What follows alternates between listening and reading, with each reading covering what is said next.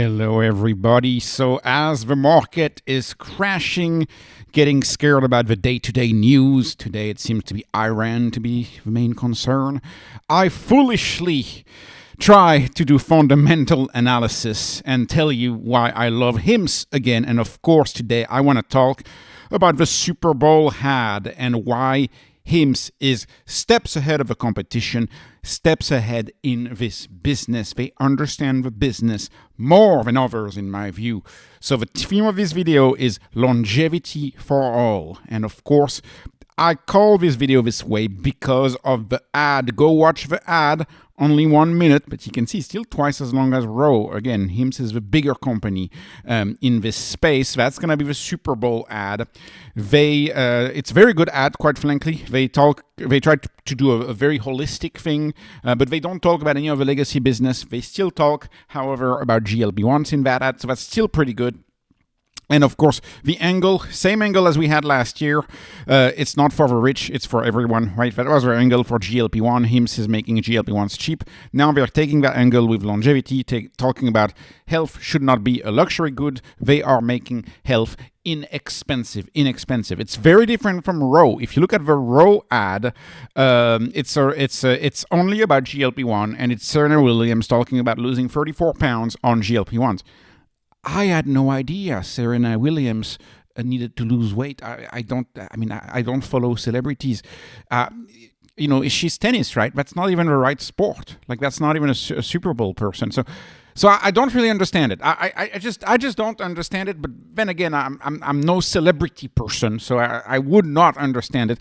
But I will say this about Row. The Row ad and the Row partnership probably cost them much more than HIMS. That ad probably cost way less than this ad, just because of the celebrity person. And quite frankly, the marketing of Row, first of all, it's very narrow. They only focus on GLP-1s. So imagine if Row was public. The market already thinks that HIMS is only a GLP-1 company, while it's not even going to be 25% of your business for weight loss products. So imagine Row. Row would probably be treated entirely as a GLP-1 company. And then what I will say is it feels a little off to use the word Row, in my view. And of course, it was Roman to target two women. I don't know. Like, they end the ad with Roko, and then it's Roman, Roko, Row.co. It seems off. If I were a woman, I would. And again, what do I know, right? But I would think a lot of women would feel like this is off. I don't know. I am obviously very biased on this. As a big HIMS shareholder, I've been into HIMS since the early days, so I'm obviously extremely biased on this. Maybe it's no problem, but Roko sounds a little odd to target, weight loss. That's point number one, perhaps an unimportant point. The more important point is that, in my view, HIMS is steps ahead of the competition. We live in a world where everybody copies everybody, and therefore the only way to stay relevant is to be the first to adopt something new. HIMS is leading. They're focusing on the next big thing, which is longevity. And if it catches on, maybe Super Bowl 2027, maybe HIMS will be focusing on peptides and Row will be focusing on longevity. The company that needs to stay ahead needs to have dynamic capabilities. They need to always change what they do, always reconfigure themselves and go after the new opportunity. HIMS won ED and air loss. They won GLP-1 last year. Now they are trying to win longevity. And I will say this in light of the fact that longevity has gone very, very mainstream. I could tell you about social media stars, right? Like Brian Johnson or Peter Attia. Of course, in a more specific stance, I tend to like Dr. Sinclair a lot from Harvard with the book Lifespan, still the best-selling books in genetics. Of course, Peter Diamandis talks about that a lot. That's perhaps a little more tech specialized, but longevity is going mainstream, especially with figures like Johnson and Atia, who are really, really good at making viral posts, like especially Brian Johnson. He's really good at the viral stuff. So people are aware that the quote-unquote, the rich, I don't like that expression, by the way, but that's marketing, whatever. The quote-unquote rich are having access to the top healthcare, that is true. That is true. And if you look at Peter Diamandis has been trying to kind of like generalize, to make mainstream what quote unquote the rich do. But Peter Diamandis' solution in its later iteration, with its Fountain of Life business and all that sort of stuff, that's $20,000 a year. I actually looked into it. $20,000 a year. That's a little bit steep. That's like property tax or something. No. I don't want to. I don't want to pay this much, right? And of course, I'm in the wrong. Of course, because it's much more important to pay for your health than it is to pay for your house. Quite frankly, well, pay for your house, but you get what I mean. I happen to believe health should be people's number one expense. And over time, as we get more abundance in other sectors, most people will spend the most money on health. That's kind of what I think here. But HIMS is disrupting the cost of healthcare, which is, in the opinion of most, healthcare is too expensive. HIMS is going after that. They're disrupting it, and they're disrupting such routines. And of course, Brian Johnson's routine famously costs about $2 million a year. HIMS is after the disruption of that routine. It's a much bigger picture. It's a big tech picture. I keep saying that, but to me, if you look at that ad, if you're not excited, the stock is not for you if you're not excited when looking at that ad. It's a pretty crazy good ad. Anyways, by the way, the ad is focusing on a few things. Of course, in a media message, in an ad, the opportunity cost of signaling one thing comes with the opportunity cost of not signaling another thing. I.e., they can't dilute the message. They can't signal everything. They decided to signal GLP-1, diagnostics, menopause, testosterone, and early cancer detection. I would have put more, but again, it's a short ad. You have to pick, right?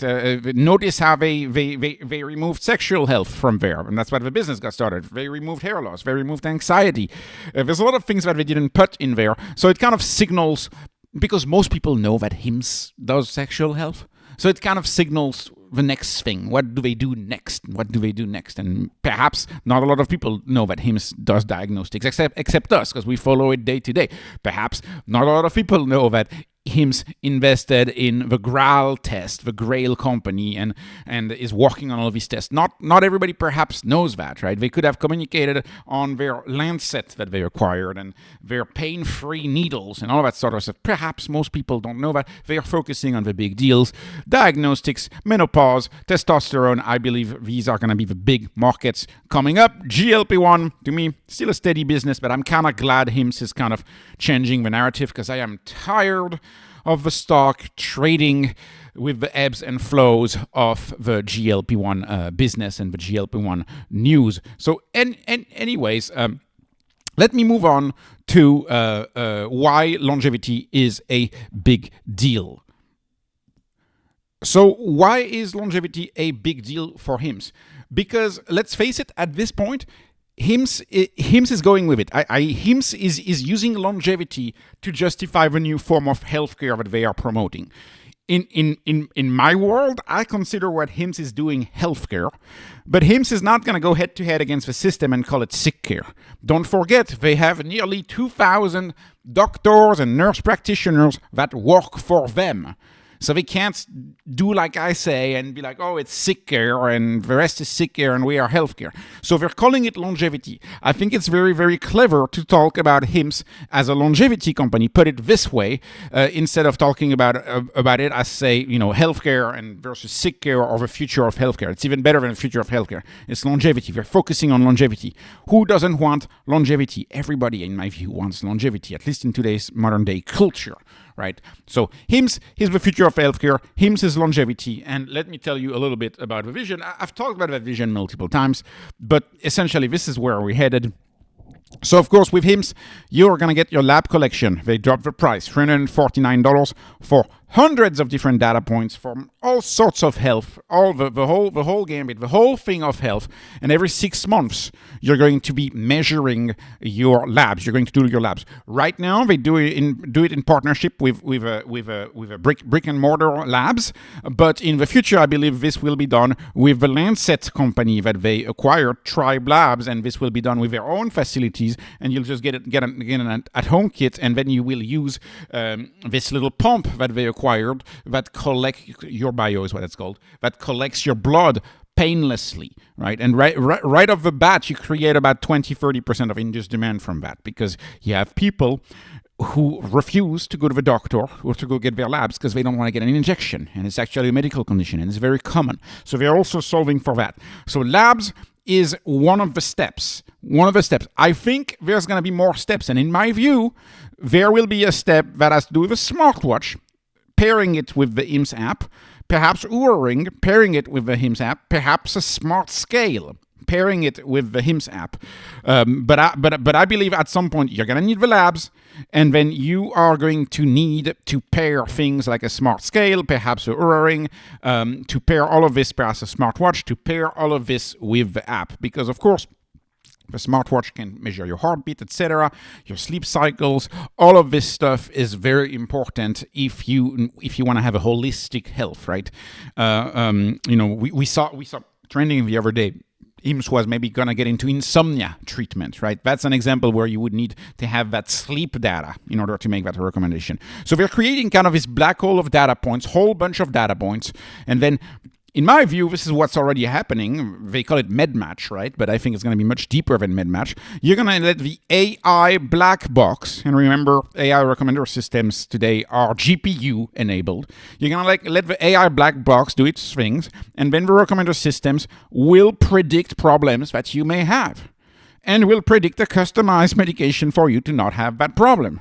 I always go back over this example of how a recommender system works, but it's the famous example of Target pushing baby diapers onto women, and women wondering why Target wants you to buy the baby diapers, only to find out 4 weeks later that they're pregnant, and that the Target recommender system read into their data enough to know that they were pregnant before they even felt it. I think this is a good example of what could happen for the labs feature and for the data feature and the big data feature, which is if you collect all of this data, and if you start having years and years of data that you collect every 6 months, and hopefully eventually maybe even more, maybe every 3 months, maybe, you're gonna get to use this data, and you're gonna feed it into a recommender system, and the recommender system will do its thing and will have prescriptions for you, right? And eventually, digital twins of us, I firmly believe will exist. Full digital twins of us, where the AI can just test the product on you in the cloud, in the digital world, before prescribing the product to you. And you need a company to work on this early on before anything else. And in my view, that company is very likely to be HIMS, because they are collecting the data earlier than most people. They already have, dare I say, they likely have the biggest data set on sexual health. Who has a bigger data set than them on sexual health? Any of their legacy products that they've had for years, they probably have the biggest data set.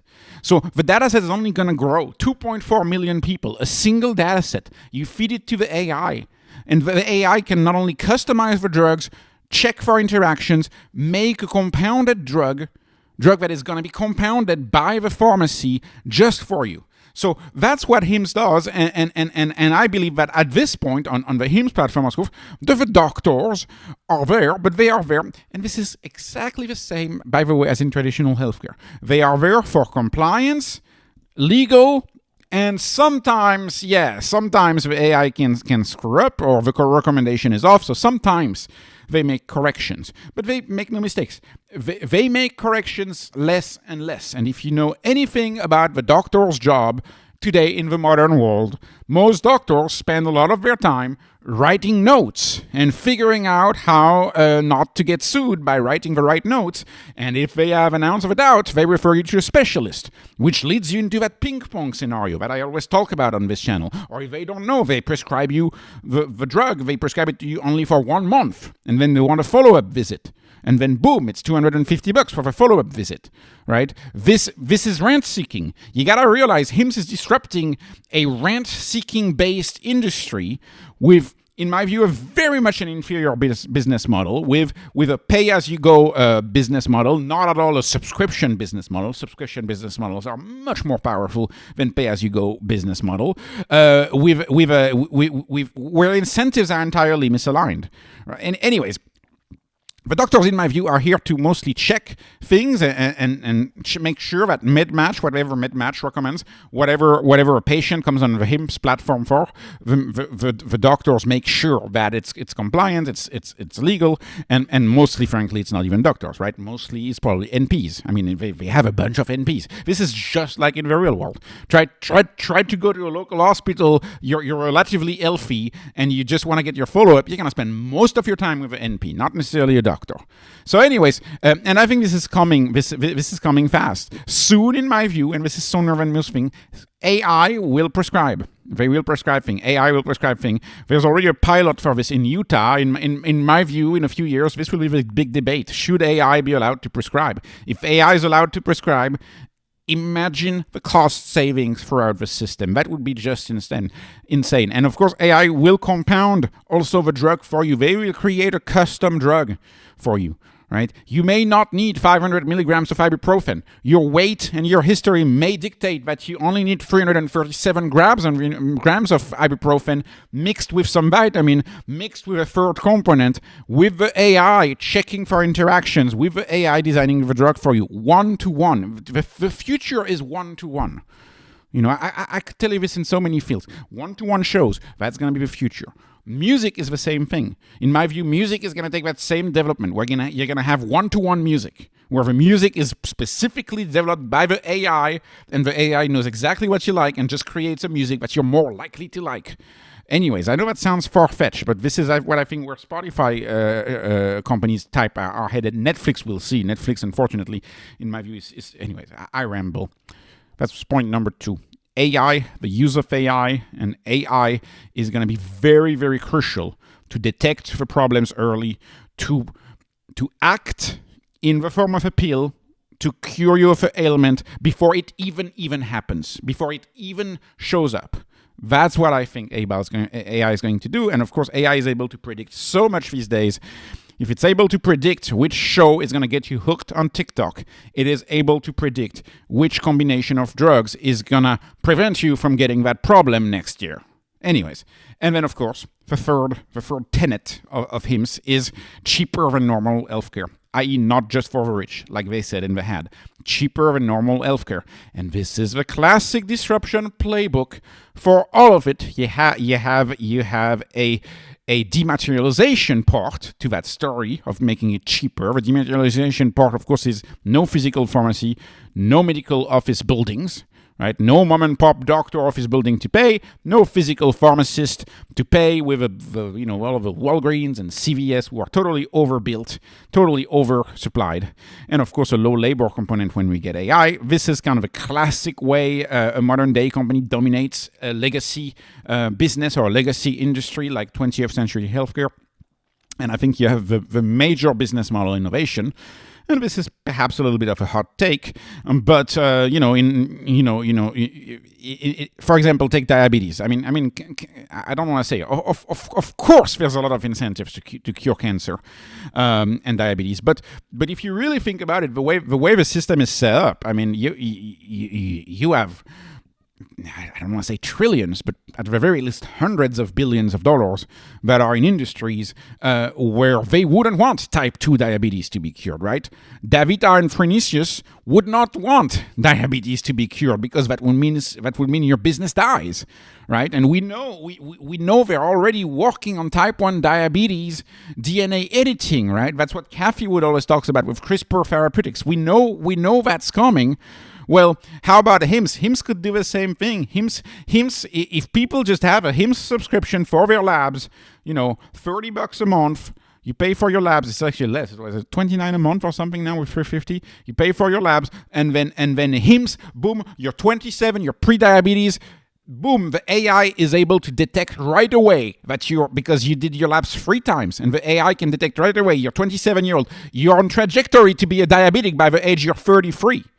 And then the HIMS app, prescribes you perhaps a little bit of metformin, perhaps nudges you throughout the day with education on how to becoming a type 2 diabetic patient, and then you just act before you even get diabetes, and before you even enrich old world industries like Davida, which Warren Buffett loves, etc., etc.